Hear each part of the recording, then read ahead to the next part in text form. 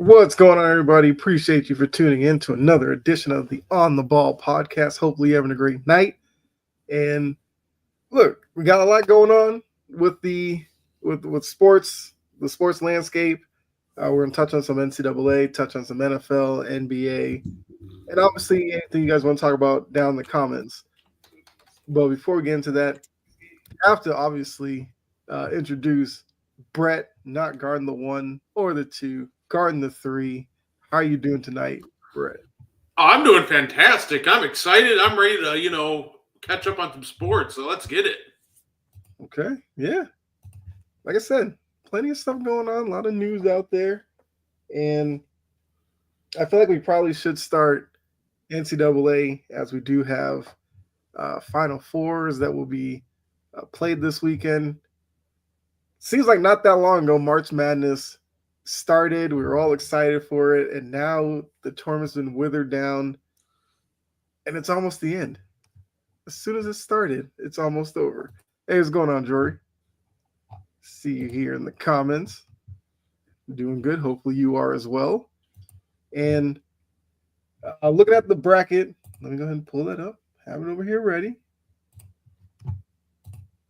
We got all number one seeds in the men's tournament, which I feel like depending on how you feel about that, I wasn't going to ask you that to start with. Do you think it's a bad thing we got all number one seeds here at the end? I mean, you think that it makes it a little less fun, right? Because there's no, Cinderella run.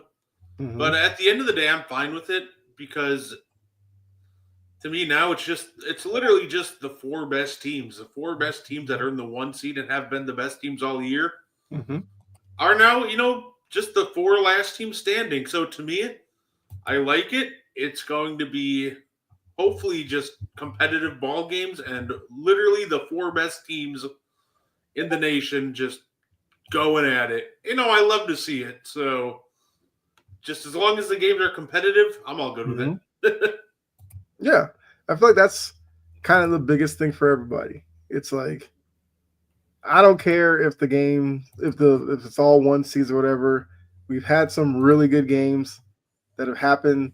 I mean, that's what I care about. But I've seen a lot of experts talking about it and wondering, is this a bad thing for the tournament? Does this kind of lead to less interest and everything like that? And like you said, if the games are good, who cares? I don't care if I get two number one seeds in the championship. If it turns into an instant classic, it's an instant classic either way. But, kind of looking over some of the actions happened, I guess, since we last were on here. Houston, I did pull up my bracket because, I'm not ashamed of it. It was looking pretty good. I was in like 11th place, and then Tennessee lost to Houston. I fell back to like 15th or something. I was threatening to be top 10, but But yeah, so Houston defeated Tennessee. We got Florida beating Texas Tech. Auburn beat Michigan State. Duke beat Alabama. As Jory said, team got eliminated, so kind of partial to it. So looking at the Final Four, we got Auburn, Florida, Duke, and Houston. What are your initial thoughts looking at those four teams making it to the end?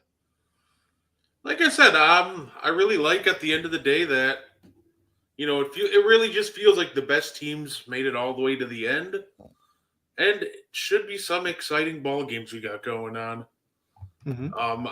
Obviously, it's going to be fun with Duke. They got a lot of NBA ready prospects, but at the end of the day, I'm just looking forward to see how everything plays out. Honestly.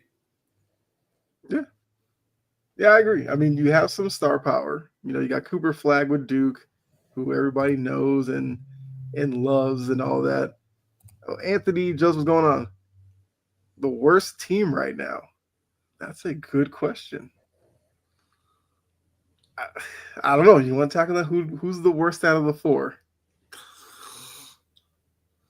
That's tough. Like, do I really want to tackle it?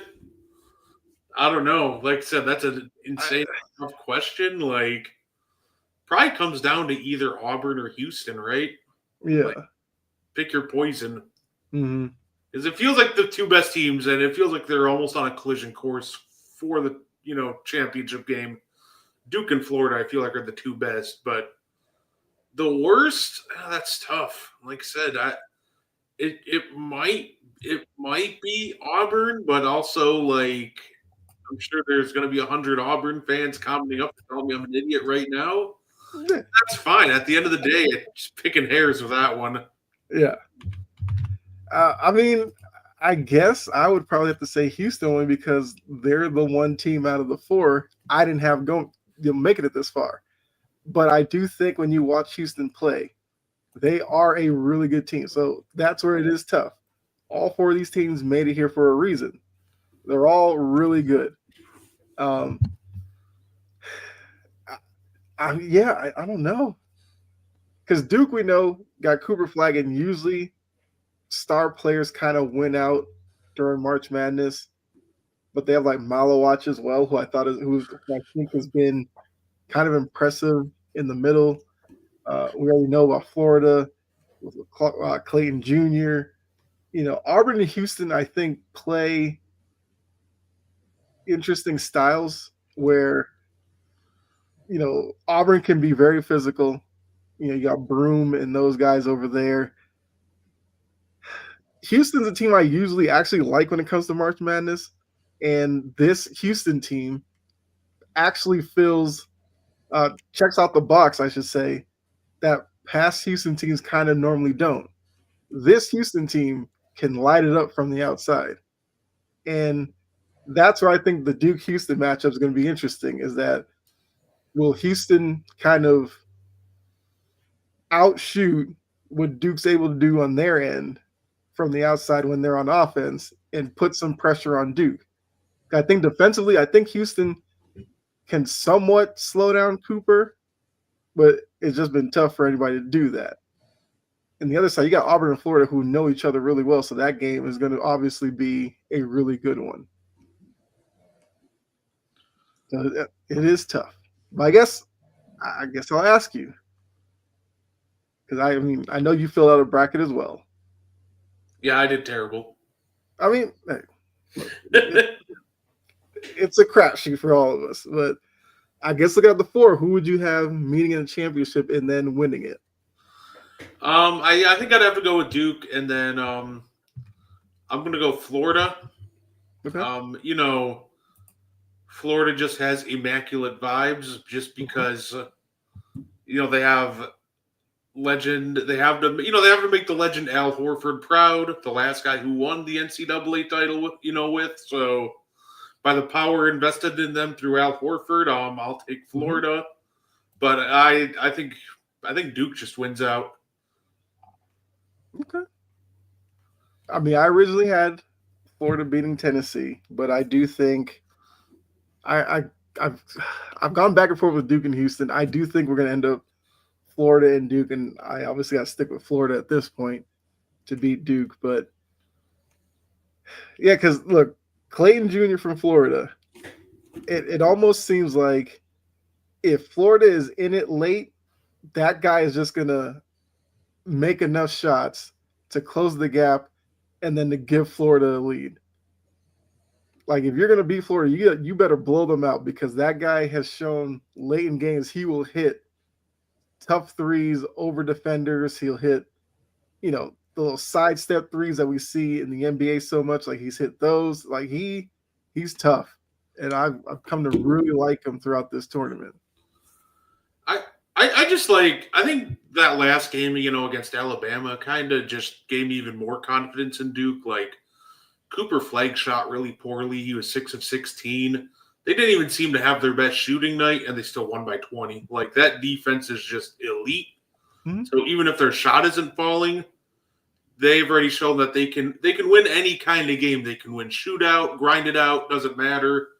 That last game where they kind of, struggle offensively, but just picked it up on defense, really gave me a lot of faith in them, closing these next two games out strong. Yeah. I mean, that's fair. Like I said, Malowach and Flag and those guys, they've been good. I mean, I thought there were a couple of teams who might be able to slow up Duke, but they've passed every test so far. And look, Kelvin Sampson, I fully believe he will have a plan in place with his Houston squad to slow them down. So it's not going to be an easy game in any stretch.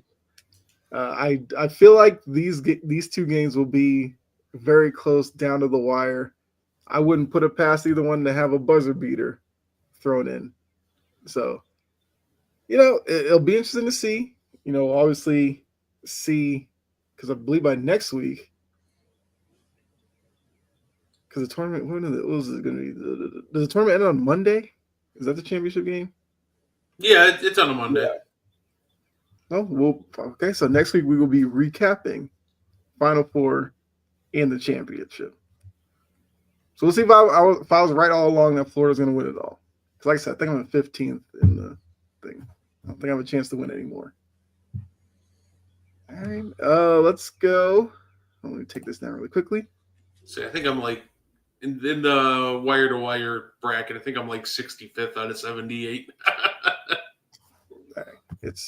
It happens. Like all it takes is for one team to ruin it for your bracket.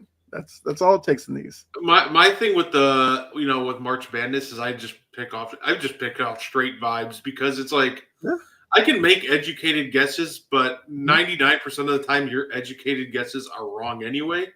Yeah. So I just kind of gave up, and I'll just be like, okay, this team should win, but screw it, I'm just going to pick that upset. Mm-hmm.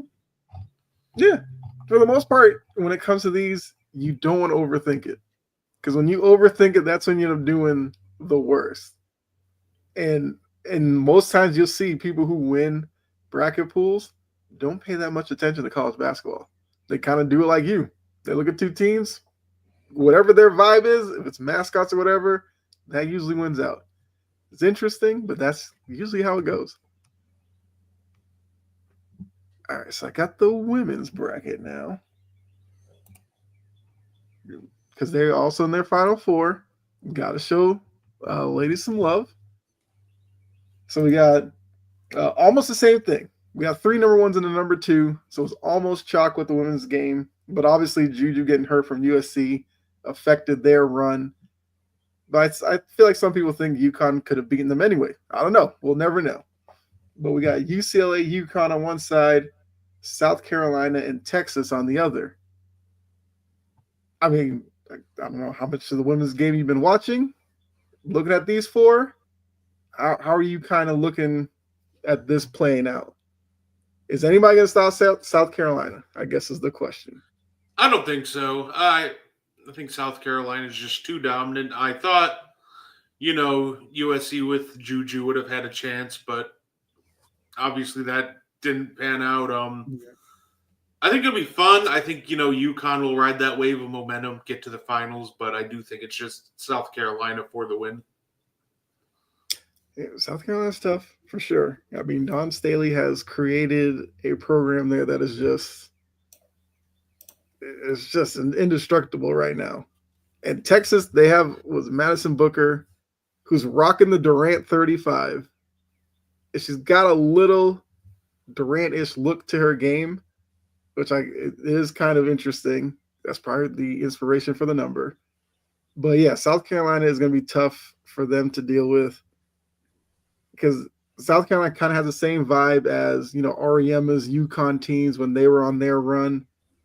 Like you're going to have to play pretty much flawless if you think you're going to go in and beat them once you get into a tournament setting. Because South Carolina, for the most part, they're not going to beat themselves. So they're not going to gift you opportunities to beat them. Like you're going to have to carve out turnovers here or there or something like that for you to beat them. And it just seems like nobody's been able to do that. So I kind of agree with you. I feel like South Carolina probably faces UConn, even though UCLA. I finally watched UCLA for maybe the first or second time against LSU. And I'm impressed with Betts, who's the center down low. I mean, you can't miss her. She's usually like the biggest on the court. But she has a lot of skill around the rim, so I want to see what UConn does with her, but it's hard to pick against like Paige at this point. So I think we're headed for South Carolina, UConn, like you said, and I fully agree South Carolina probably wins it again. And Dawn Staley sits on top as the dominant coaching the women's game right now, which means we'll probably get a lot of Gino looks. Because when Gino's losing, he'll give you some memeable, stares and stuff. But all right, like I said, just want to touch on that and the women's. Their tournament will wrap up on Sunday, so we can obviously talk about that as well next week. Okay, let's go NBA. NBA's had some interesting happenings recently. Detroit and Minnesota got into a brawl, and we had Rudy Gobert. We had look. I gotta say this before we get into it. The amount of Rudy Gobert, I'm not gonna say they say haters, but people who just love to make fun of Rudy Gobert. They saw him in the middle of it. They're like, he's not gonna do anything. He's soft and all this. I'm just like just let Rudy be. He was trying to help out a teammate. Was he the most intimidating guy? No. You had Isaiah Stewart involved, who, at this point, I swear, all Isaiah Stewart does on the court is look for a fight. That's his only purpose at this point. He's got that Bill Laimbeer role. Yeah, you'll see him maybe take a couple of threes in the corner. He'll grab a couple of rebounds, but he's just jawing with people. He's nudging people. Like, he just wants a fight. Jory said Mulkey is a mean, condescending woman. I'll say that. I mean, yeah, that's just who she is. Hard to disagree with that. that's why not a lot of people like her, but she is who she is at this point. The NBA did hand down their suspensions. Isaiah Stewart did get the most games. And, what do you think about the whole thing? Do you think it's good for the league that we get a little, it wasn't necessarily a brawl, but at least a little bit of pushing and shoving every once in a while in the NBA? My take was the funny part is? I saw the list of people that got ejected, and there's one name that stood out to me. Mm-hmm. And it's the name that nobody probably was looking at, but it confused the crap out of me. I looked at that list, and my first thought was, Pablo Prigione's a coach on the Timberwolves? When did he go to Minnesota? Yeah. 35-year-old. We're getting into it. Yeah. I love it. I think it's, physicality and getting chippy. I think, the league will never say it. They'll say, oh, well, we can't tolerate that. That's what they have to say. But at the end of the day, of course, it's kind of good for the game, right? Mm-hmm. As long as nobody gets hurt, at the end of the day, when we're talking about the NBA, we talk about rivalries. And a lot of these rivalries have these dust-ups. They have these physical altercations. Mm-hmm. Obviously, the 80s, we had plenty with the bad boy Pistons. And, I think physicality is great for the game, and that's also going to lead to some moments like this where things get chippy and fights break out, which I think it's great because it's also just a byproduct of a more physical style of play. So, personally, I'm okay with it as long as, nobody gets taken out for a long period of time. Right. Stewart got the most with 2 games. Sasser and Ron Holland got in 1 game. DiVincenzo and Naz Reid got a game. Like, the DiVincenzo part of it, I mean, he's the guy who likes to talk as well. Like, he made a play on the ball on Naz Reid, but Naz Reid was already kind of over him. So, hold on. That's not what I meant. Yeah. I'm trying to think how it started again. It started with Dante because, because I think Dante was saying something to Stewart. Like, Stewart went up for a shot. He was like, no, and Stewart kept missing.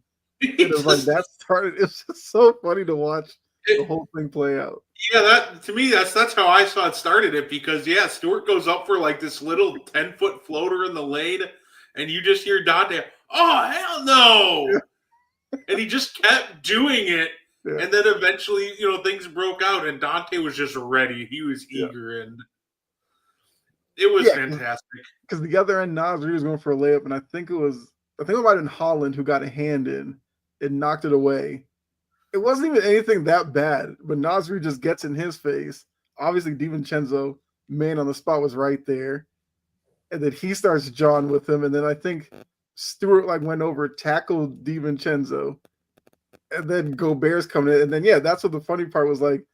It seemed like everything's kind of clearing out, and then Bickerstaff and Prigioni are going at it, and it's just like clearly y'all just wanted to fight today. Which, like I said, I agree with you. I think it's good for the league to have some type of, as long as it doesn't become like Malice at the Palace or anything crazy like that. A little pushing and shoving has never hurt. Joe Mazzulla says it. Let these guys fight. We know Mazzulla's a little crazy, but I think it is something that just to give something to like a change of pace. Like now it's like if you ever see these two face off again, maybe next year, you're thinking in the back of your mind, like, oh yeah, remember these two have some bad blood. And now it might give you a reason to watch when you may not want to. Right, and the NBA always goes, well, we can't have fighting, but who is the first? Who are going to be the first people to add it to their hype package if they meet in a playoff series? Exactly. That's the funniest part to me. Like, don't do it, but also thank you for making us a ton of money on this hype video. Yeah, I mean, you have Joe Dumars in your league office. Like, I mean, come on. Like, we know the messaging. Okay. Want to touch on the Suns? KD got hurt. The Suns are saying they're hoping to get him back before the regular season, and my question is, why? Is there a reason for this? Yeah, they're delusional. That's the reasoning. Yeah. Like, they want to push for a play-in seed, which it's funny because they're at a point where they might as well push for a play-in seed because they traded away their entire future to get Durant and Beal. So they're in that middle ground where they can't tank because they don't have a pick to tank for. It's kind of pointless. Right. But also, like, what? You're going to get a play-in seed for what? To get smoked in get fed to the Kings in the first play-in game? I get why they're pushing for a play-in seed because they genuinely don't have a pick to tank for, so they might as well try and compete. But at the end of the day, I think trying to rush KD back would be stupid because this season's it's a lost cause. So why risk injuring KD further? Hey, bring him back, pull him for the rest of the year and run it back next year. That's really your best option. It's not a great option, but it is your best option at this point. Yeah. Like I said, I mean, not the best, but it's at least an option. I mean, they enter tonight they're a game back of the Kings, game and a half back of the Mavericks. I mean, they're 8 games back of the Clippers and the T-Wolves, so 7 and 8 are out of the question. They're looking at 9-10, which means they'd have to win 2 games to make it out of the play-in. I don't think there's any reason to believe that they could win 2 games against the Mavericks, Kings, Clippers, and Timberwolves to make it to 7 or 8. And even if they do, how much of the challenge will they be against the Thunder or even the Rockets? Now, look, Phoenix fans might tell themselves the Rockets are young. If you get 7, maybe you can knock them off. But the Rockets are a team that's kind of growing up here in this final stretch of the regular season. I feel like that series will not go well for Phoenix. Too much athleticism in Houston for them. I don't think just any playoff series will go well for Phoenix. Just too much, basketball to play for them because that's just really not what they're good at. They put this team together. The problem is they just got too much of one thing, which is just offense, but not really a good balanced offense. You have a big 3 in Booker, Beal, and Durant, who are all very much dominant, more so ISO, get the ball in their hand scores, who can play off the ball. Don't get me wrong, but those 3 are going to be looking for their own shot. So they don't really have those. All of your good teams, let's take the Boston Celtics, for example. They have those connecting pieces on offense. Tatum and Brown might look for their own shot, but they have guys like Drew Holiday and Derek White who are, more than willing to continue to swing the rock to an open man to maintain advantages. The Suns don't really have great connecting pieces like that. if they, what are you going to do? Swing it to Grayson Allen? Like, okay, like cool, I guess. Like, are you going to swing the rock to Nick Richards? That's not really a fun idea unless you're throwing it up for a lob. Like, it's just such a poorly constructed team, and they just need a complete overhaul. I think their window to contend at this point is just closed, and they should just end up firing Jerry Jones in the offseason. That's something I've always maintained.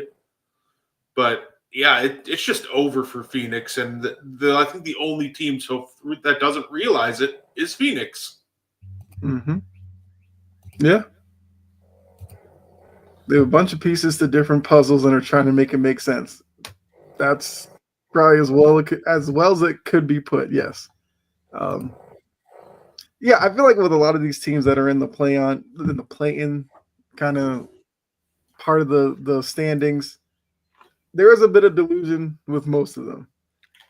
And Phoenix, it seems like they're trying to maybe make this push to salvage a lost season, a lost experiment of bringing these three guys together. But ultimately, if they're smart, if they know what they're doing, this offseason has to be the end of it. And even if you're stuck with Bradley Beal, whatever, bite that bullet, do what you can with it. But if they want to be serious about getting this team better, they got to be thinking about Booker and Durant. What do you do with them?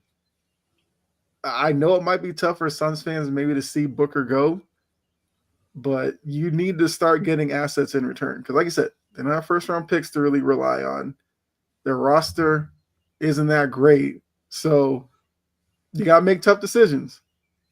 And Durant's probably not going to bring back as much as he may have like 5 years ago, but he has some value out there. And Booker's still young. He'll probably be the asset that'll bring in the most back in return. But you just got to rip the Band-Aid off and do it.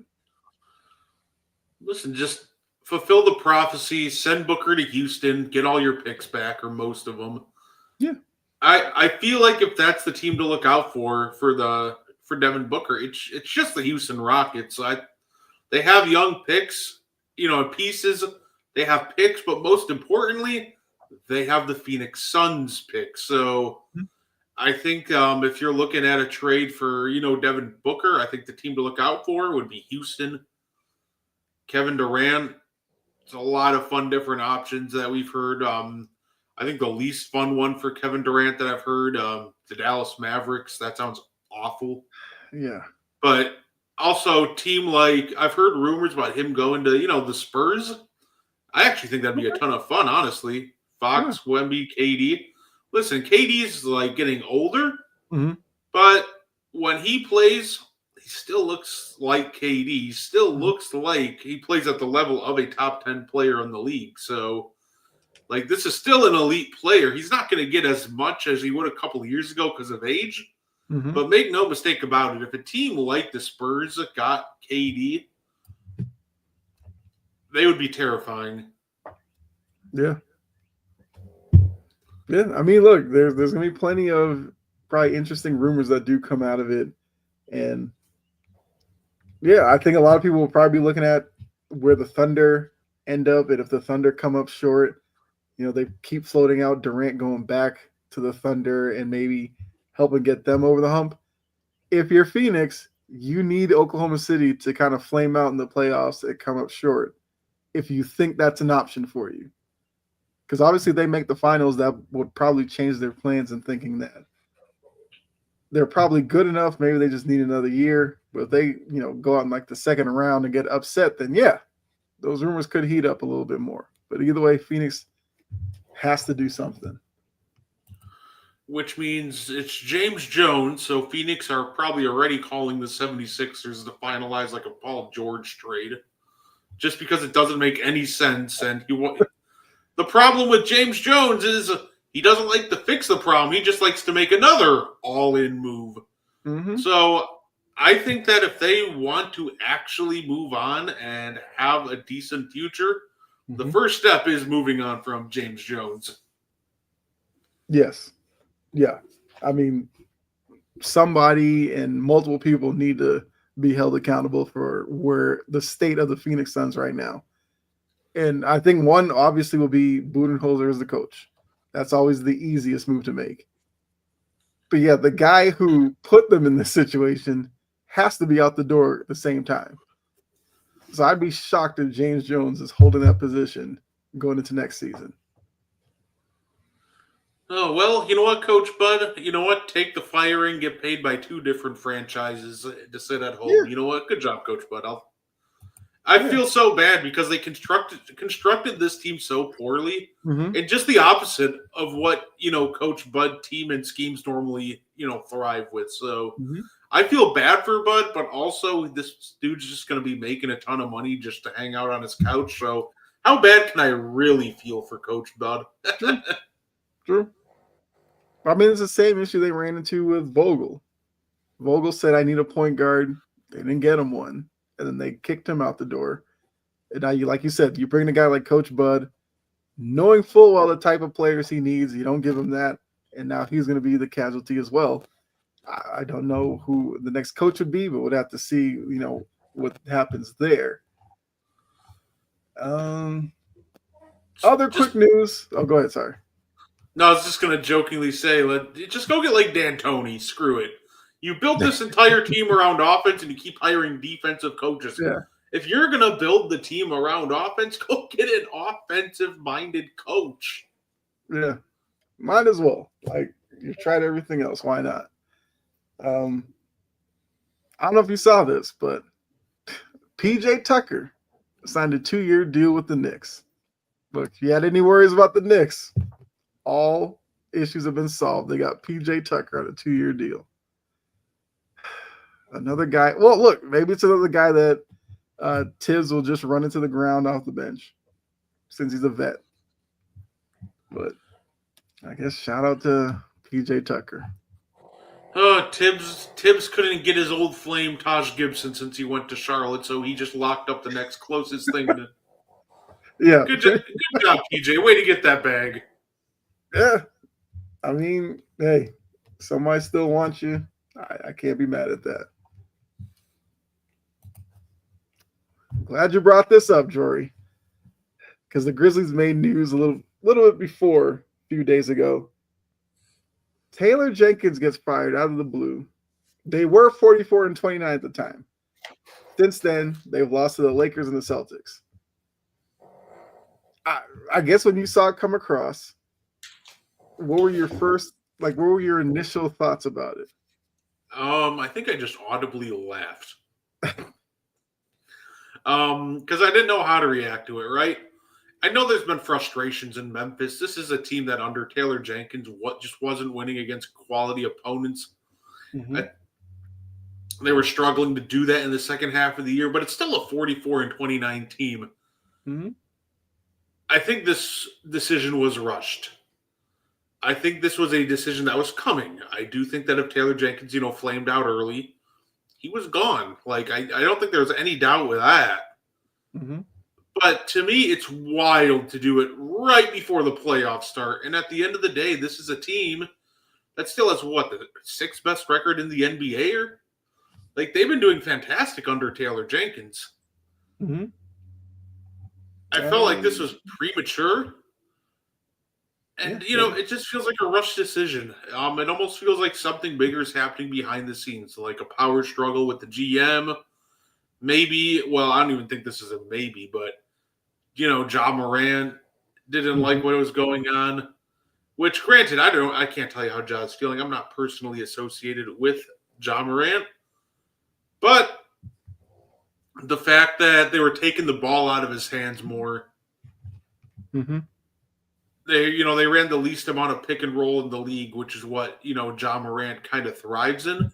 Yep. They were just kind of reducing his role in the offense over time, and I can't believe that he would be happy about that.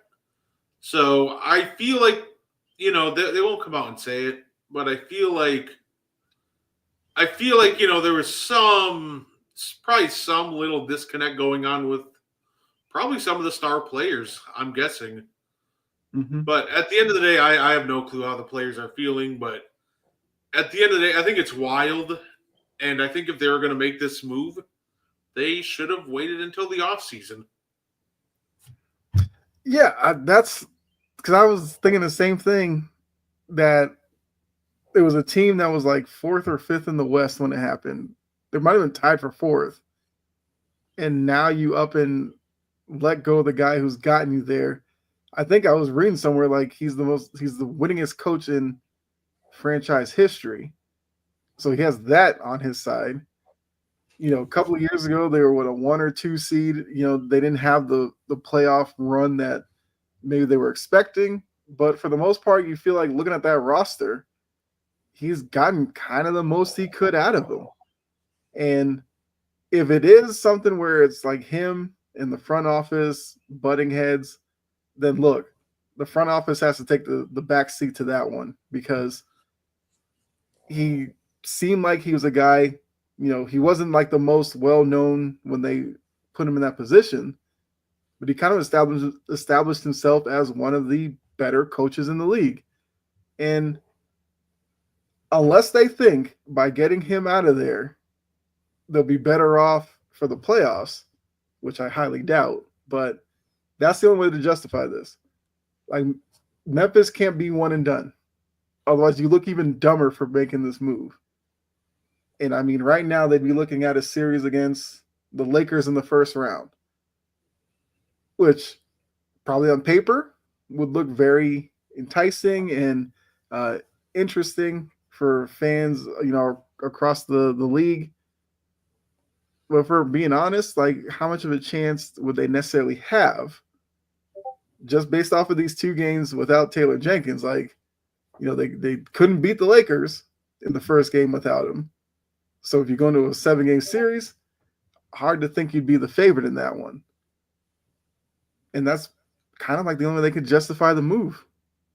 Other than that, they do look pretty dumb right now. Obviously, we kind of probably need to figure out if there's more to it. I know the owner or whatever said that Ja Morant had nothing to do with it. Until we kind of find out the reason why, that I feel like that rumor is just going to keep kind of going around, that it had to be the players maybe didn't like what Jenkins was doing.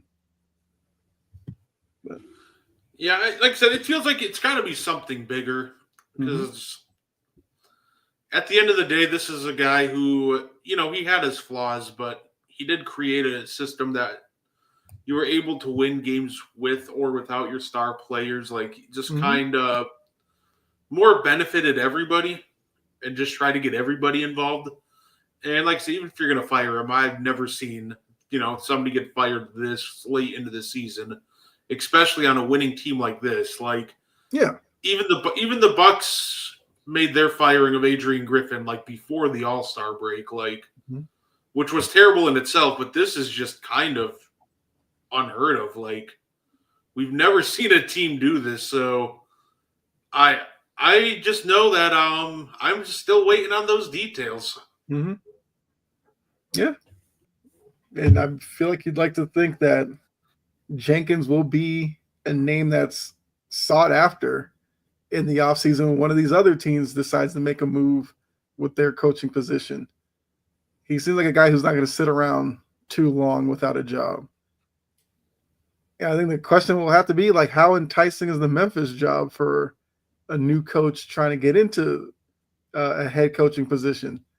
Because if you look at Memphis, it's Ja Morant, Jaren Jackson Jr., Desmond Bane as your top 3 players. Like I said, we'll see how intriguing that is for somebody new going into that position. And how far will they be able to take that group? I think it's intriguing. I think the job itself is intriguing, but also the problem with kind of doing what they pulled off with Jenkins here, and I'm sure it'll come out later, like he lost the locker room or whatever.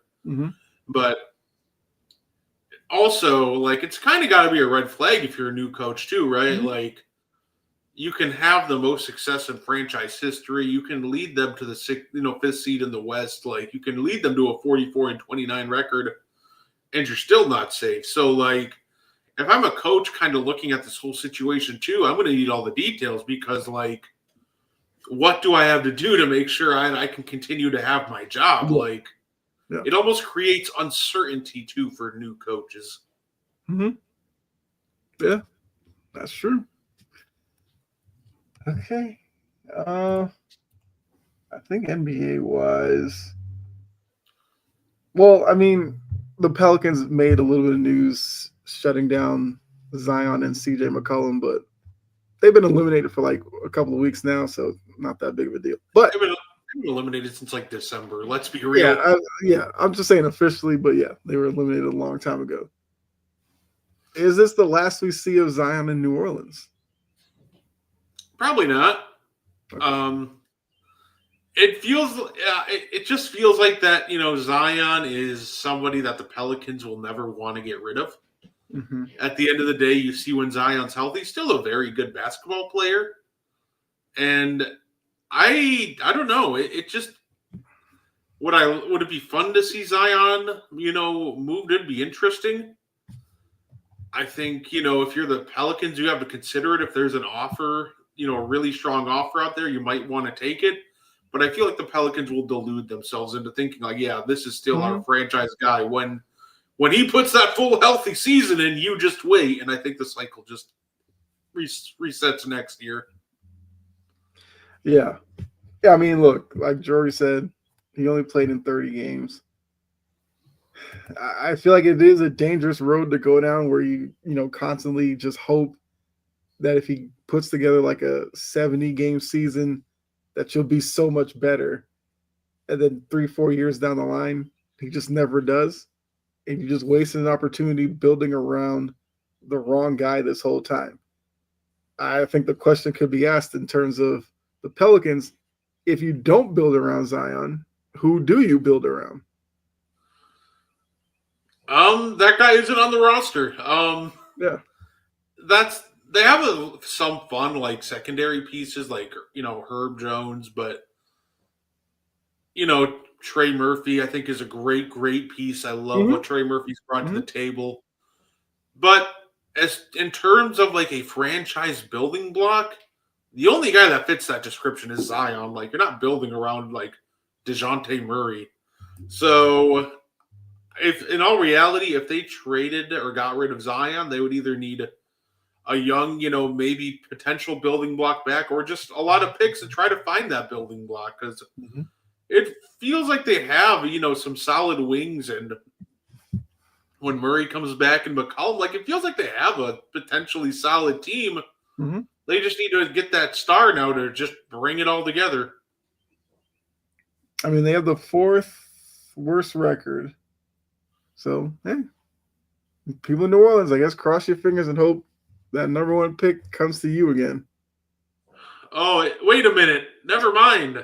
Zion is getting traded, isn't he? Isn't that how it works for them? I feel like I don't know. I feel like that's what needs to happen. Yeah. Hold on, because they trade Chris Paul and immediately win the Anthony Davis sweepstakes. Mm-hmm. They trade Anthony Davis and immediately win the Zion sweepstakes. Yep. Now they trade Zion and do they win the Cooper Flag sweepstakes? You know what? Never trade Zion. If history on the wall said anything, you trade Zion, and apparently history will bless you with your next franchise player if you're the Pelicans. Pull the trigger. I'm sold. I feel like you got to at this point. Because it's going to be interesting to see how the draft lottery goes. Like I threw out there kind of as a joke, like watch the Sixers win it and get Cooper Flag to Philly because, that's a franchise that's down right now. It could use some luck. But if the Pelicans do move Zion, it's like the writing has to be on the wall that they're going to win the number 1 pick. It just got to keep with the trend. But I mean, draft lottery is what, in June? Yeah. Yeah. So we got a little bit of time before then.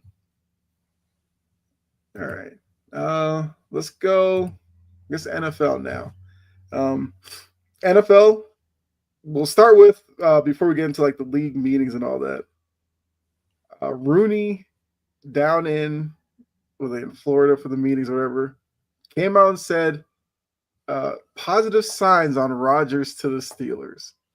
Then we get the image of him and DK Metcalf working out in LA. So are we just at the point where Rodgers is going to sign with Pittsburgh? And if he does, what does that do in terms of your perception of the Steelers going into next season?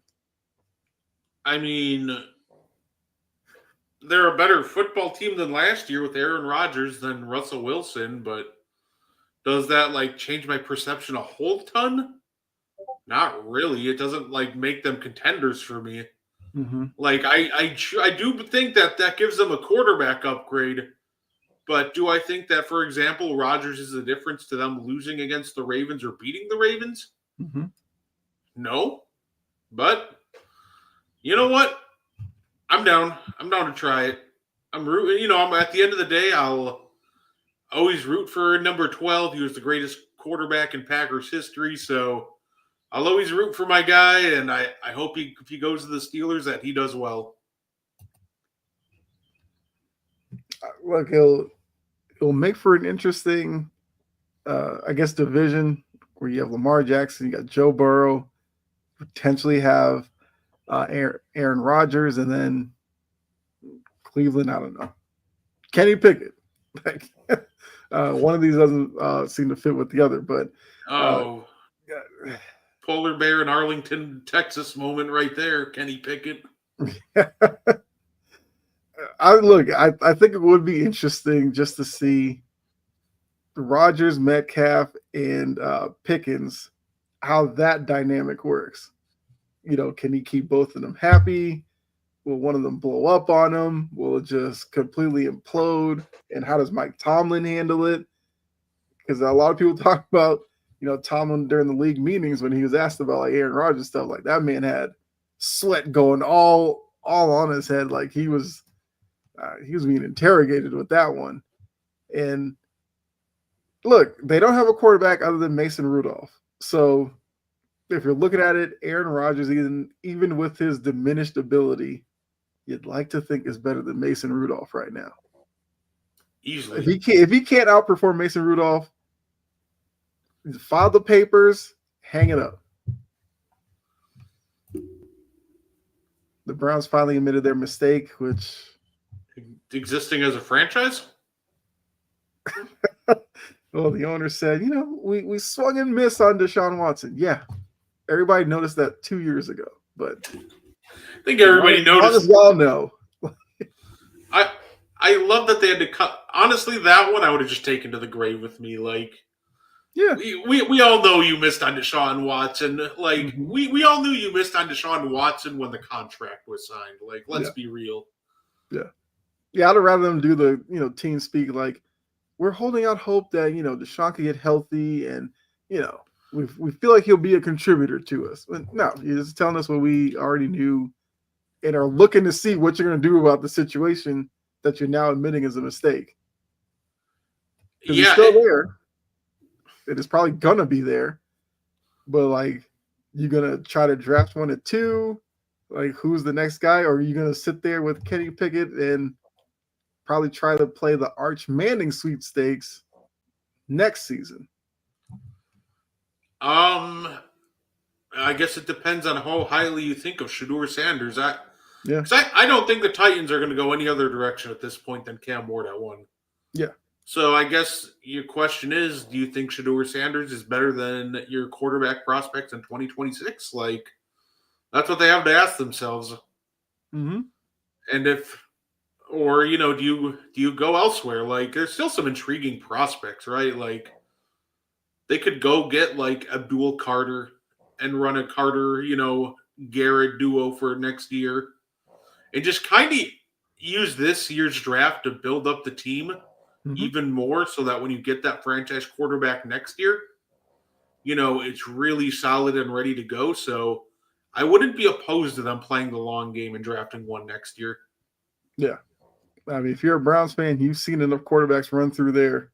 A season of Kenny Pickett will kind of be par for the course if it leads to Arch Manning next year. But to say that while he's still in the books is hilarious. Look, I think Cleveland's made it known like they're done with Watson. It's just that they're stuck with him and just have to kind of live with him until they can kind of kick him out. But it is kind of hilarious that Watson technically is on the team and you're talking about he's a mistake.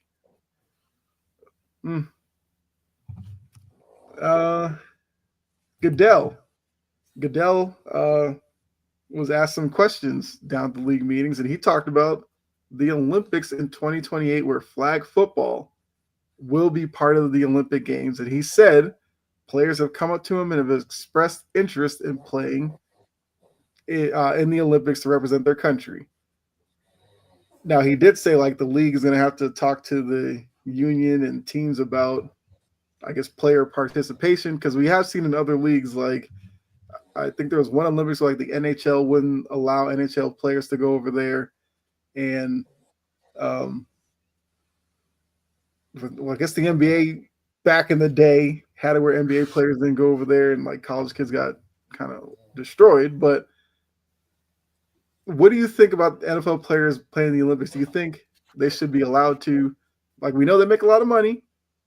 We know what could happen with the injury and all that during the Olympics, which could derail your season. But I guess we'll make it more personal. You as a Packers fan, Jordan Love says he wants to play in the Olympics. Would you want him to play? Yeah, sure. I mean, look, if you want to go represent your country in the Olympics, I ain't got a problem with that ever.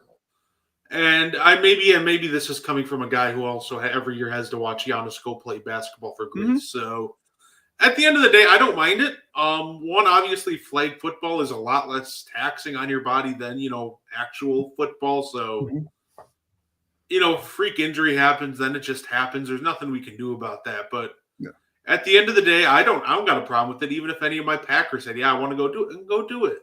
Yeah. Go ball out. Go make everybody proud. Like, I don't have an issue with it, and I'd be competitive. And obviously, if that's what they want to do, great. Yeah. I mean, as a Patriots fan, I watched Robert Edwards tear up his knee in, what was that sand flag football or something that they had a few years ago. It was like the one and only year they did it. He tore up his knee. He was never the same. And I'm like, yeah, if they want to play in the Olympics, like, who cares? I do wonder if we'll get a bunch of players probably get like some dual citizenship to play other places if they know they'll have a chance to actually play in the Olympics, which I think would be kind of fun to see how many guys want to do it and how many ultimately get to do it. Because I think it'd be cool. Because obviously the U.S. is going to be the favorites for it, but you get a couple of these guys that go to another country, who knows? So yeah, I mean, we can just throw like I've seen, we can throw someone like Tyreek Hill out there and have him just run 9 routes the entire game, mm-hmm. and I don't think they'd have an answer for that. Like, yeah, if the NFL players decide to play, and they all play for the United States, yeah, I get it that some guys will have to play defense who aren't usually accustomed to playing defense because that's just kind of how flag football works. But I just don't think there'd anybody that'd be able to touch them just because of just the physical aspect of it. Like, if I put Justin Jefferson against any flag football, quarterback, I can literally just toss it up every time, and you could put like 3 guys on him, and he's probably just going to moss them every time. Like, so it almost feels like, almost for fairness, you kind of might just. It almost feels like you might have to like limit how many of those guys are in there. Like, a full team of NFL players just might be a cheat code. Mm-hmm. Yeah. I also wonder, like, some of these rugby playing nations, like, will they get some of those guys to be their flag football team? I think that would be interesting to see. A guy who's used to the physicality of rugby have to be told, like, you're just grabbing flags here. We don't need you laying people out. Just grab the flag and just keep it moving. But I think some of those countries could be good competition. Hey, you know what? I have an idea. Let's not limit the players. If the NFL players want to play, they're handicapped. They get the worst coaching staff possible. I'm talking. Their head coach is Arthur Liam Smith. Cohen. Their OC is Matt Canada. Joe Barry's their defensive coordinator. Like we really just stack the deck, and they have to listen to him. That'll be the hard part. I mean, yeah, that would be interesting as well to see coaching staff, like who becomes the first coach of the USA's flag football team. You probably get other coaches who will probably go coach like other nations in it. Get Jeff Fisher, Mr. 8-8. Yes, there you go. Give him Brandon Staley. Brandon Staley would find a way to lose, like somehow. Yeah.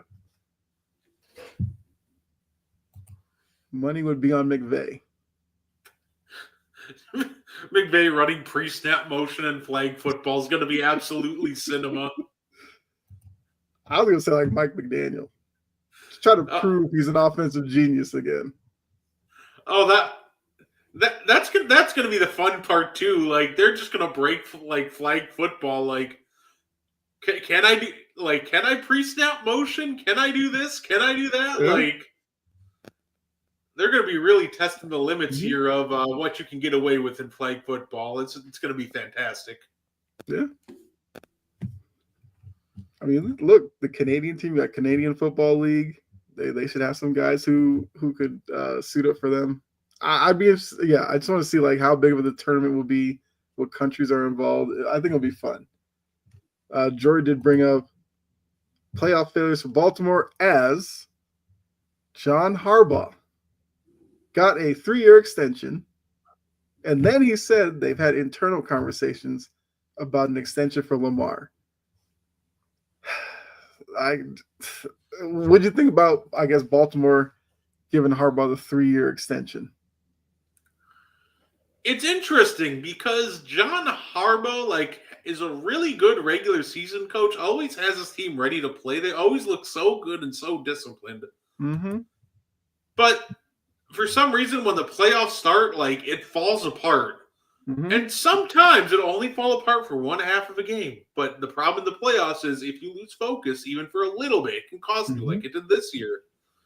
Yeah. To me, that's the difference between him and someone like, for example, Mike Tomlin. Mike Tomlin gets blown out in the playoffs just because the skill level doesn't match up. His teams just flat out suck compared to the rest of the playoff teams.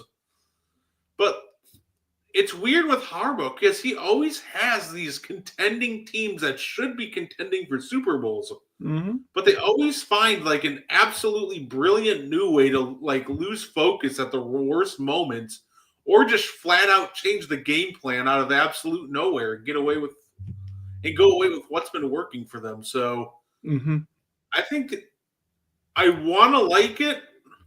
I really do. But I just need them to play disciplined football and play the way that they know how, just for a couple of complete games in the playoffs next year. Yeah. I mean, yeah, when I saw it, I was like, it was expected, but I also think it's nothing's really going to change.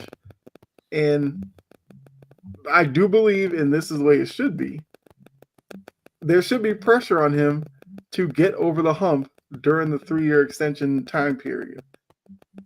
Because it's all well and good that you win the AFC North a couple of years in a row. You're constantly winning 10, 11, 12 games. But you made one AFC title game where you looked horrible. And you took a step back last year, losing to Buffalo before even getting there. And the landscape of the AFC is not getting any easier. Because the Chargers are getting better. The Steelers, I guess we'll see with their quarterback situation, but they could be better. The Bengals, if they ever decide to invest on the defensive end, will be better.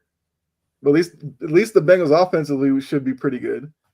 The Browns ever get a legit quarterback, who knows? The Chiefs aren't going anywhere. The Broncos made strides this year. You have, Houston. You got, Tennessee. Look, Tennessee's about to get Cam Ward. Cam Ward could burst on the scene like Jane and Daniels, and you never know. You have Buffalo. I'm going to throw my Patriots in there. They're getting better. They have a guy in Vrabel who seems like he's going to turn around pretty quickly. So the fear, if you're a Ravens fan, is that you extend Harbaugh out and ultimately maybe extend Lamar out. And then you realize your window to maybe dominate might have been a short one and you missed it. And now you're just more of the same 10, 11 wins, one and out, one and done in the playoffs, and you just never break through. And you end up wasting, I guess, all the Lamar years or whatever, and you never get a ring out of it. Well, maybe they're just happy being in the playoffs. Maybe that's good enough for them. I don't know. According to Pterodactyl, Harbaugh isn't the problem. Mark Andrews is the problem. Yes, Mark Andrews Mark Andrews got a lot of the blame for last season, even though Lamar had a terrible first half in that game. Coach's photo was hilarious. I feel like the coach's photo is always hilarious. That's just the normal with fans, though, right? Because they only look at the end. They don't look at the whole process. So you could have the greatest game of your life, but if you screw up the ending, then they don't really care. Mm-hmm. So, and Mark Andrews was terrible in that game. Like, we won't sugarcoat it, but yeah, there's more things that went wrong than, Mark Andrews taking a crap in that second half. Yeah. Like, Mark Andrews is the guy who was your number one target for a lot of years and made big plays for you. He just chose the absolute worst game to have his worst performance. But to kind of like boil down his Ravens tenure into that one game is a little unfair to Mark Andrews, who's been top 3 tight end his whole career. Yeah, he's going into the Ravens Hall of Honor. Like, mm-hmm. I don't think that's a question at this point.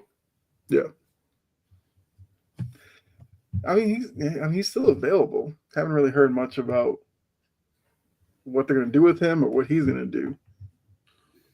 All right, go ahead. Sorry. Honestly, I think they're just running it back with him. Like, if they were going to get rid of him, they would have done it by now. But I think the deadline has passed, so now they're, that contract money has become more guaranteed. So I think they're just running it back with Andrews.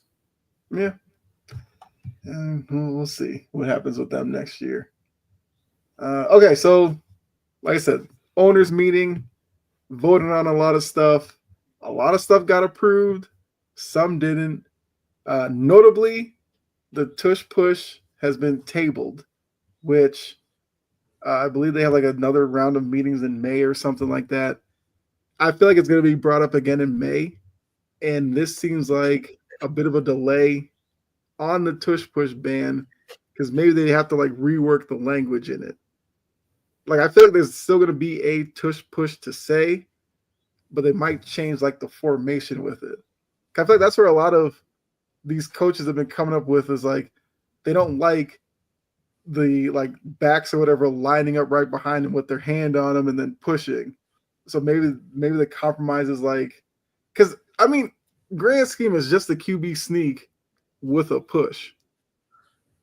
So I don't know why you necessarily need to ban it. I know a lot of people are like, it just looks like a rugby scrum, which isn't football, but it's just like, it's technically a play. You don't even need to like make a special rule to ban it. Like, you want to quote unquote ban it, just call illegal formation. Because when they line up like 2 yards past the line of scrimmage, like they do half the time with that formation, that's not legal. Like, to be clear, I don't really care if they ban the tush push or not. Mm-hmm. Like, I think the Eagles just do it better than everybody. Mm-hmm. And that just pisses some people off. Yeah. But, it's funny. People want to go after the Packers for, suggesting the rule change. But then all of a sudden, every other, like, half of the league is all of a sudden on board with it. Like, Don't be mad at Green Bay because they just said what your favorite team was too scared to say out loud.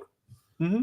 But I don't even think you need to, come up with a special rule. Just, hey, make sure you're behind the line of scrimmage, which if you look at half these tush pushes, nobody is. Like, the center's way up there. So it's weird, like, that we're making a big deal out of, you got to ban it. We got to ban it. If you want to enforce it, just start calling the rule that you already have in place to, limit it. Like, I think the problem that I have with it per se isn't even with the play, though. Mm-hmm. It's the fact that, they're okay with you pushing the quarterback, but there's a certain rule in the rule book that you can't push defensive players forward. Yeah.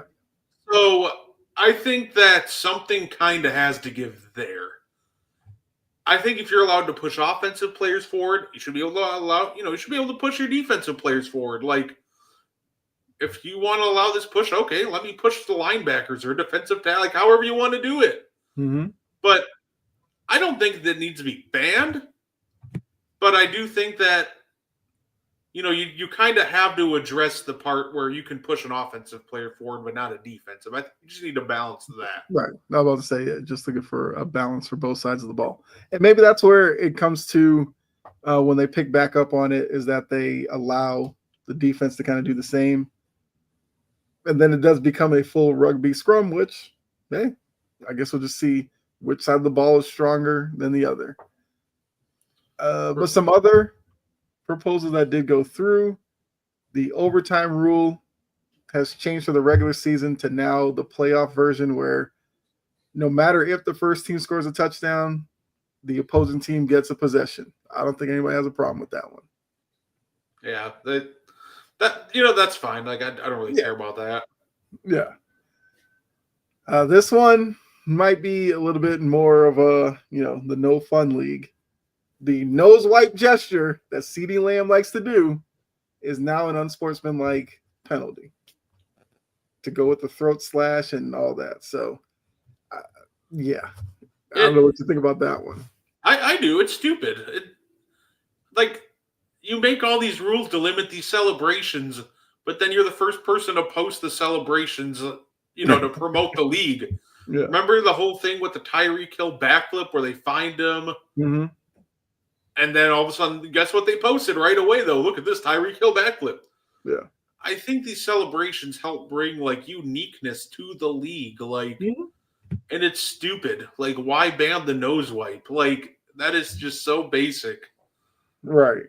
Like, are you worried that it looks like that, CeeDee Lamb's out there sniffing, cocaine on the field? Like, I just don't get it. Like, none of that doesn't make sense to me.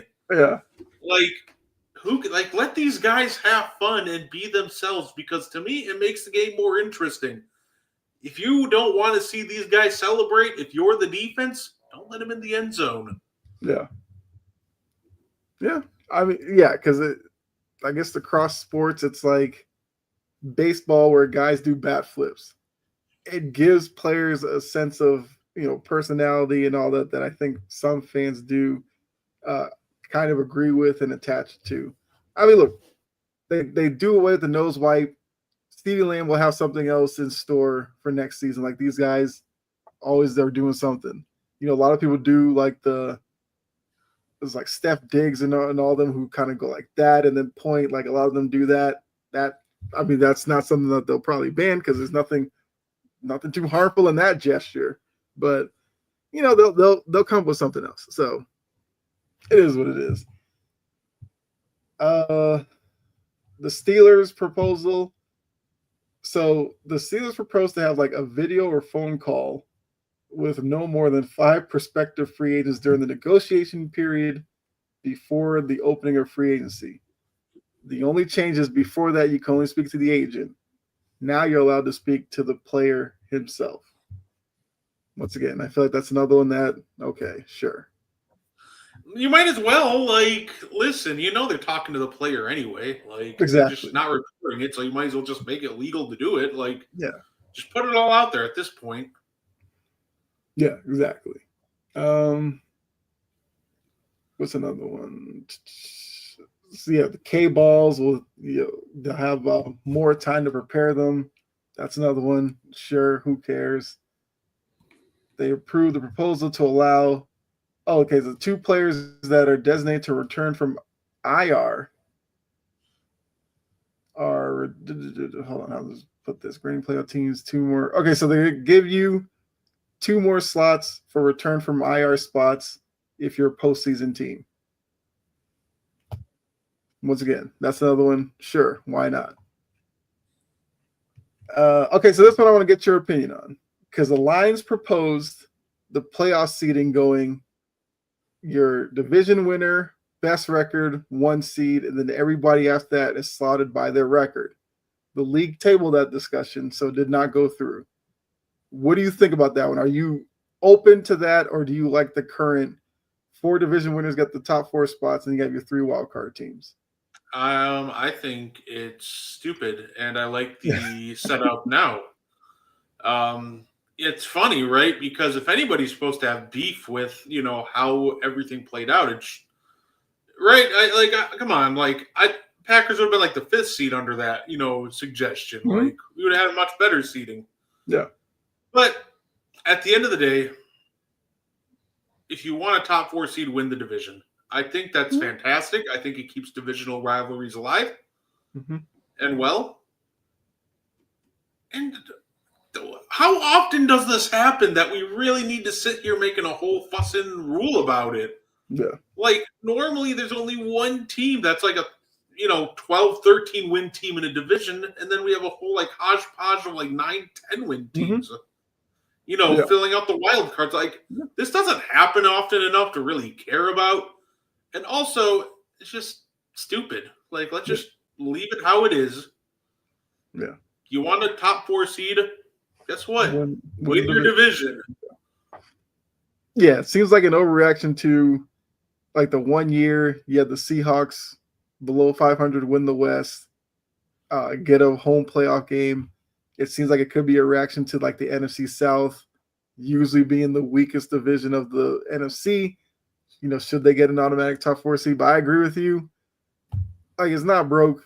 Like, if you're a good wildcard team, you should have no problem going into New Orleans or Atlanta or Carolina if they ever were to win the NFC South and winning that game if you're a better team.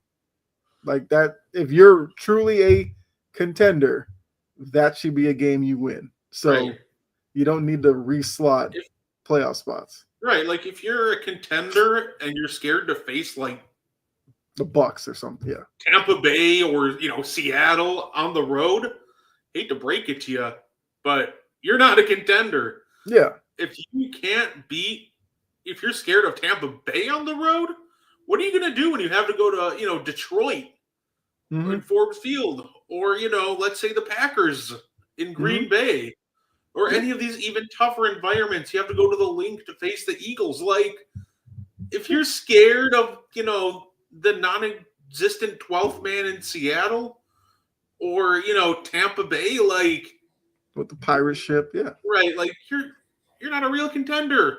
Like, don't get the job done. Take care of these wild card teams or these teams that shouldn't be a top 4 seed and shouldn't be there. If they don't deserve to be there, take care of it. Yeah. Win. Or if you have to go to Jerry World, that tough place to play. The sun in your eye. I mean, that's not. I don't think you got to worry about that, but exactly. Detroit also proposed eliminating the automatic first down penalty for defensive holding illegal contact. That was not approved. That one was shot down. I still think the pass interference one should go to the college rule. 15-yard penalty should not be a spot penalty. No, I actually disagree with that. Really? Because I think that would just negate so many big plays, right? Because guess what? Now, if I get beat and I know it's just a 15-yard penalty, I'm just tackling. I'm not getting beat for 60 yards. I'm just like jumping out. I'm just spider monkeying on his back 30 yards down the field and taking the 15-yard penalty. That's the problem with that. That's the problem with that rule. Like, the pass interference. Listen, I don't think those defensive penalties should be automatic first downs, except the pass interference rule. Okay. Just because I think that, like, we're looking at a situation where, like I said, at that point, it's just going to be taught. You get beat deep, just take them to the ground. If you're the safety and you see somebody get beat deep, just go over there and tackle just lay them out. So to me, that just negates too many big plays. But yeah, plays, and I agree. If you get like a defensive holding and it's like 3rd and 26, it shouldn't be an automatic first down. Yeah. I mean, I was kind of surprised that one wasn't approved, but it is. I agreed with it with like every other rule, but just I don't want to see it happen with pass interference. Mhm. Like, that's the one thing that it should be. Okay. The DBs did that. There would be more than DKs and George Pickens running around. I mean, it'd give them a reason to start a fight. They break away and they get tackled before the ball gets. Yeah, that would start a lot of beefs with George Pickens. The last one I do think is one that will probably be universally celebrated. They announced the use of Sony's Hawkeye technology for first down. So they're going to have like 8K cameras over the field that will kind of, I guess, follow you down 10 yards and be along the line of gain. And that way they'll have better pictures of basically like the Josh Allen tush push attempt where they didn't know where that football was. And they just was like, oh, he came up short. I just feel so bad for the Bills because this is the second time they've been screwed over in a playoff game. And then they changed the rule after the season. Like, why didn't we do this earlier? Like, if you have the technology, use it. Like, that's been rule. Belichick's thing the whole time. It's like, technology's out there. Use it wherever you can. Right. Why not? I guess I just feel bad for the Bills. Like, they get screwed. They lose in overtime, 13 seconds. Then they change the overtime rule. Yep. Now they get, controversially screwed over on his spot. And now they wait till after the season. Like, oh, yeah, by the way, now we're going to change it. Like, I think the league just should be more, like you just said what Belichick said. I think it should just be more preemptive. Like, if you have the opportunity to make the game better by using technology, go ahead and do it. Yeah. And look, if you love the chain gang, you don't have to worry about that. They will still be there as a backup because we know sometimes technology will fail and the little chain crew will still come out and do their thing. So they'll still be there, which I guess if you're on the chain gang, you're just like, I mean, what am I here? Just hoping that camera breaks on us? Like, sure. You're going to see them throwing like rocks and stuff at the cameras on the sideline just for something to do. Right, they'll probably be slow when it's like a first down, resetting themselves. Like, the camera's got it. We'll line up when we're ready. I mean, I agree. The Hawkeye camera I think it's going to make for like some cool visuals to see it kind of in practice. But yeah, something that they probably should have done before anyway. All I'm devastated is rest in peace to the index card. Yeah. That was a moment in time that we'll all remember. Was that Steratore, I think, did it? Yeah. My favorite spot, my favorite thing ever when it comes to just measuring if it's short or not, the index card. Yeah. Let's see. All right, so there was another one. The owners approved a competition committee proposal, add responsibility to the replay assist program. So it's now permitted to reverse flags that are thrown for defenseless players, fouls to the face mask, horse collar, tripping, running into, roughing the kicker. Once again, sure. Like, those are plays that should probably be seen really quickly from the replay official and reversed or stand on the call. Just keep moving. Yeah, like I said, at the end of the day, that I'm okay with that. Excited because Jory did put she wants instant replay for roughing the passer. Will that fall under the defenseless player part? I know that's going to be more for when they scramble the whole Trevor Lawrence thing will now be subject to replay. But it's kind of interesting that they have running into and roughing the kicker, but not roughing the passer. I would love to see it added for roughing the passer. Like, there's just so many BS roughing the passer calls nowadays. Like, it's bad. I mean, yeah. These quarterbacks act a lot, yeah. Let's hope they slide it in there maybe in May. Oh, yeah, I forgot, obviously, the other somewhat big one, the kickoff. So they're still doing the dynamic kickoff. Last year it was if you landed in the zone, you fair catch it, it goes to the 20. I think if it landed in the end zone, it went to the 30. But now they've changed it to where if it goes in the end zone, it now goes out to the 35, which their hope is it kind of limits kickers from just booming it into the end zone because now you're talking about a 15-yard difference as opposed to 10. I guess, do you like the dynamic kickoff or no? I do. Like, at the end of the day, it was weird to watch at first, but, stats don't lie. Injuries are down, and we still get exciting kickoff returns. Like, I think it's great. Like, I'm all for, player safety. So, the fact that we kind of get the best of both worlds with the players being safe, but also we still get our kickoff returns. Like, I think they did great at balancing that. Yeah, because I think kickoffs last year were returned at a higher percentage than the year before. So it definitely did work while, like you said, keeping guys safer in terms of the, having a guy barrel down on you from like 60 yards away. Whereas now it's like they're only 30 yards away and they're standing still, so they can't really generate that momentum.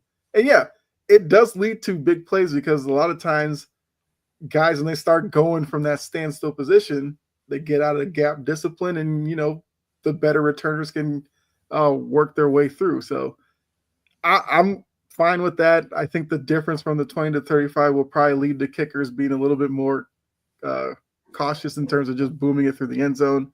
So yeah, I'm all for it as well. So yeah, I mean, the owners and coaches are down there getting a lot done. I feel like for the most part, a lot of these rules make a lot of sense. I mean, the nose wipe one seems like a little overkill, but a lot of these guys will find other ways to celebrate, so it's all fine. Yeah. That's so wild to me. The nose wipe gets banned. I mean, I kind of want to know what the reasoning for it was. Because they talk about like throat slash, get it. Simulating shooting a gun, get it. And then it's nose wipe, and you're just like, how does nose wipe fall into the category with those other two? Yeah, it's let's see. I don't know. I cannot for the life of me figure that out. Because if you look at like, I'm just thinking of CeeDee Lamb going like that. Yeah, I don't see. Maybe it is the whole simulating snorting a line. I don't know. Here we go. Oh, you're concerns over its potential connections to gang culture. So, what my joke about them looking like they're snorting cocaine apparently is the reason. So there you go. The NFL says, don't do cocaine unless you're in a league office because half those guys are on crack. Mm-hmm. Well, there you go. Gang activity. All right. All right. Like you can't convince me half of these GMs and owners aren't on something with half the moves they make. Like, come on now. Yeah, they don't know. They're just guessing at this point. Like, all right. I mean, that's actually all I kind of had. So I feel like we have a few moments where we could do a little fun here. And fun. The NFL won't like that. Yeah, well, none of them are watching, so I think we're okay. If they are, we'll show them what fun looks like. So normally we do grids. This one, I have a quiz of sort for you. And respect your NBA mind, I feel like you'll get through this one. So let's go ahead and share this. This one's from Yardbarker. I don't know if you've used Yardbarker. If anybody doesn't know, I'm actually pretty bad at quizzes. I don't know why, so this will be interesting. I think you got this one. Those in the chat, if you want to throw out answers as well. So this one, it is, what was it? Active NBA players with the most all-star selections. Oh, okay. So, okay. So you got 5 minutes. There's 24 guys. They help you out a lot by giving you the team path and their most recent all-star selection. Fair enough. All right. The time will start when you give the first name, and we'll see if you can get through it. Let's see. The first one's obviously LeBron. Yes. Okay. There you go. And we're off. Alrighty. Durant, second one. Third one is Chris Paul. That next one's going to be Steph. Say, I see Joel Embiid's on there. Guy Tatum's right underneath him. Okay. See Jokic.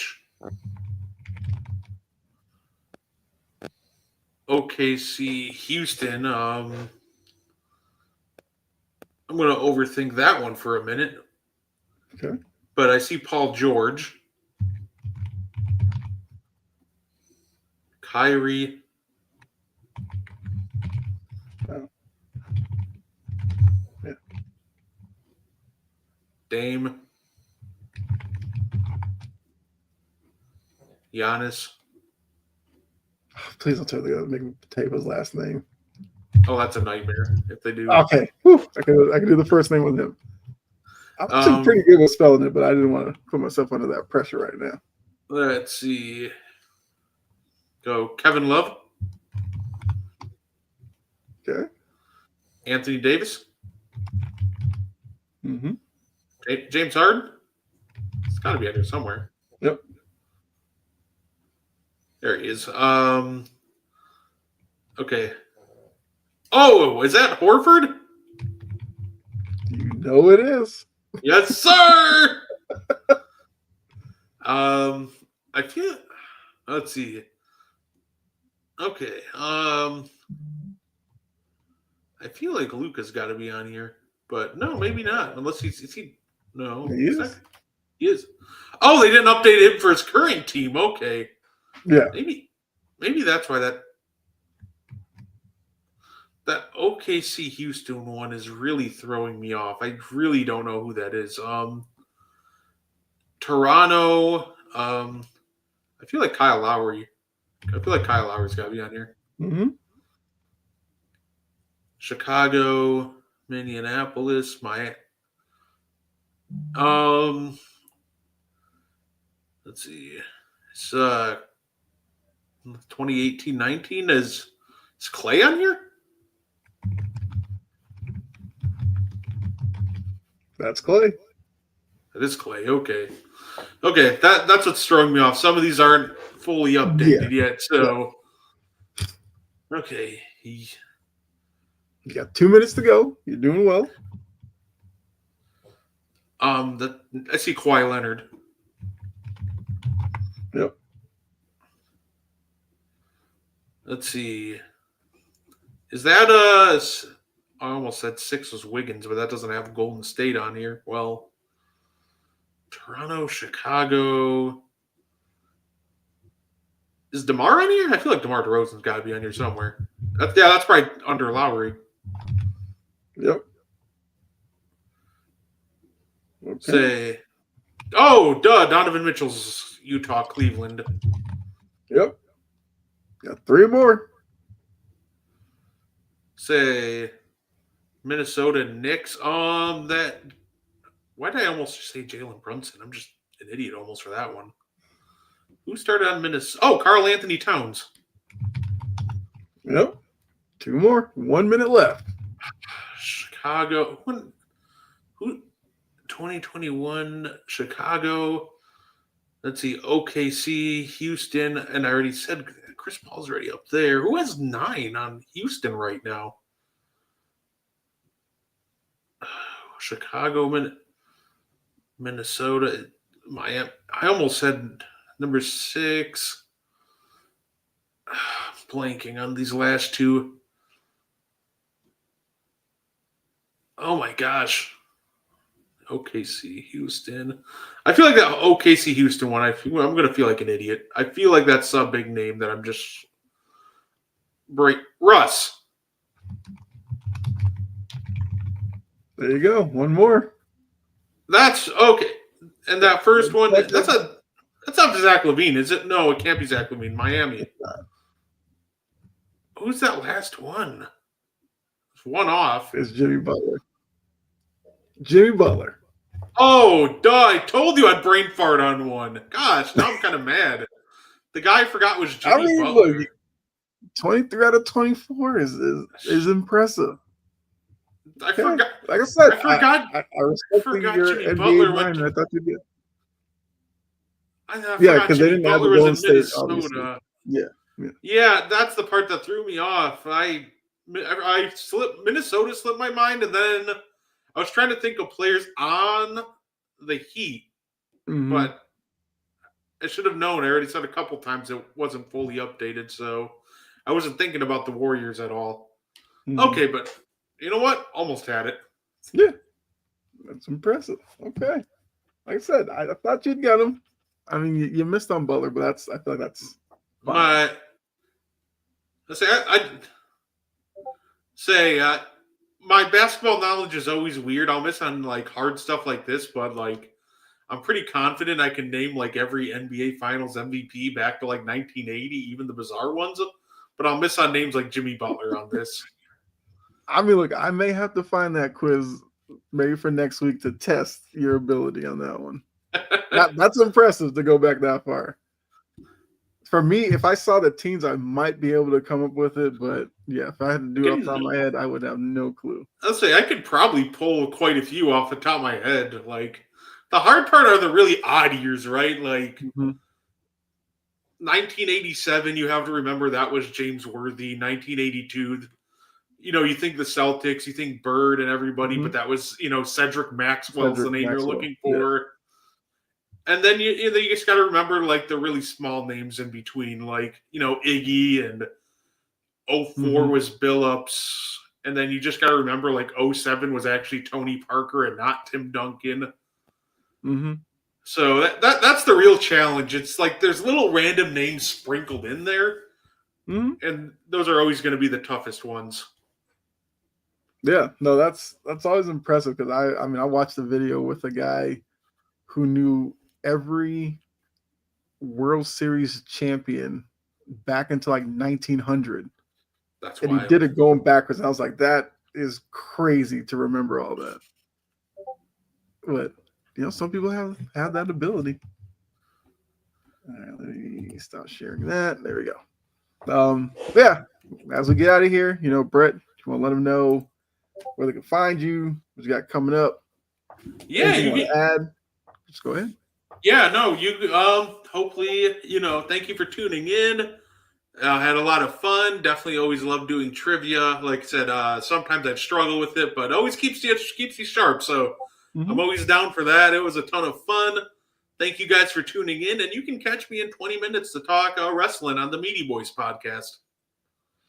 There you go. So make sure you guys tune in for that. And also in the morning, you got coffee and sports to get you on your way. For me, I'll be back on here. Today's what, Tuesday? I guess Friday for Passion and Precision. And yeah, make sure you check out everything got going on here. Go to the website, check out the articles, episodes you might have missed from other shows. Make sure you do that as well. And yeah, come back 20 minutes, Meaty Boys. Check out Brett and the crew talking wrestling as we are into WrestleMania season. 18 days away. Yeah. Another big event that's on the calendar, especially with all the Cena stuff. But I'm sure you guys will touch on all that. So if you're a wrestling fan, make sure you check in for the Meaty Boys in 20 minutes or so. But for us, make sure you come back next week, 7 o'clock, another edition of On the Ball. We'll have more to talk about. NBA-wise, we'll be even closer to the playoffs. So might get into potential matchups and what we'd be looking for. And obviously some more trivia. We'll see what question I may have next week. But enjoy the rest of your night. We'll see you next week. All right. Bye.